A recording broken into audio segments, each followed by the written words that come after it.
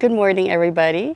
So if you've been watching my channel and if you're new here, on Wednesdays, I do weed-related content.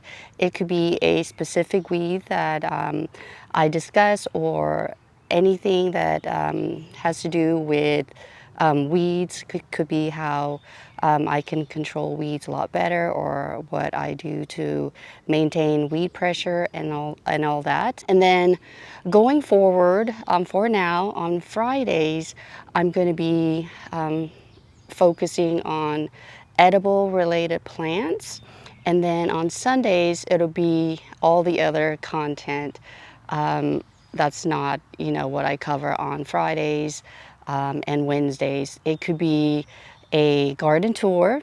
It could be a plant review, which I am due to do, or it could be, a pruning video.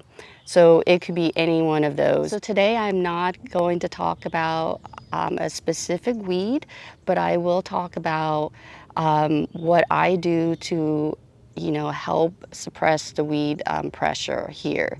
So, and that is I am using a living plant as mulch to help like keep the weed pressure down. I am sitting here right now close to that living mulch plant, and that is my lamb's ear. This is the Helen von Stein lamb's ear. I bought one plant and I was able to divide into many plants. So all the lamb's ears that you see in my garden here came from one particular plant.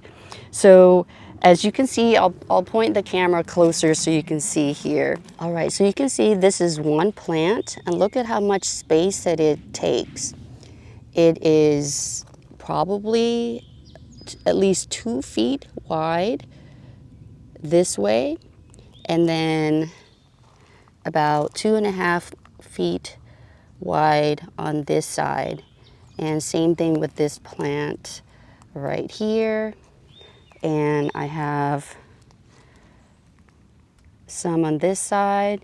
So you can see it came from one plant and it covers up a lot of space over here. So usually I like to plant the lamb's ear along the pathways, but because I have a lot of weed pressure in this general area right here, and I'll show it to you. This area has been the hardest area for me to find the right plants to put in here. Right now I have the daylilies around here along the border, and then I have some over there, and then I put the clematis right here, and then behind it is the winter holly that I just started planting it in the ground this year. But other than that, it looks like a bare, empty land. So typically I have the lambs here along the border, along my pathways, but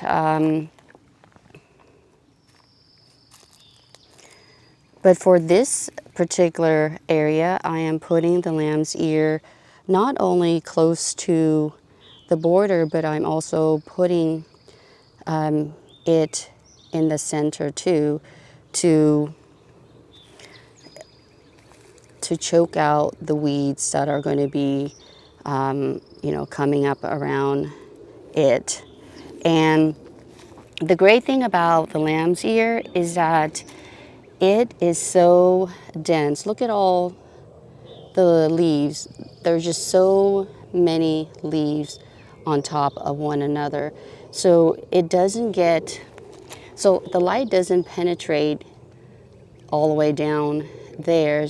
And you can tell that there's the foliage on the bottom always die off, and that's because there's not a lot of light going down there. So that's a great plant to use to suppress weeds.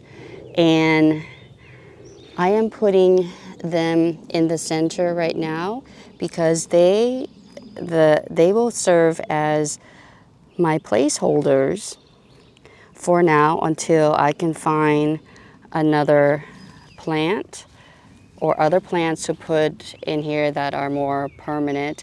And it could be that they would continue to stay here and maybe I just plant annuals every year. Right now I have the cosmos coming up, and that could be a yearly thing where I just reseed, or the cosmos will reseed themselves, and that could be a annual thing where I just plant annuals over here. So that's yet to be determined. Over here I have the lamb's ears all around this clematis because the lamb's ear will help to shade the clematis roots.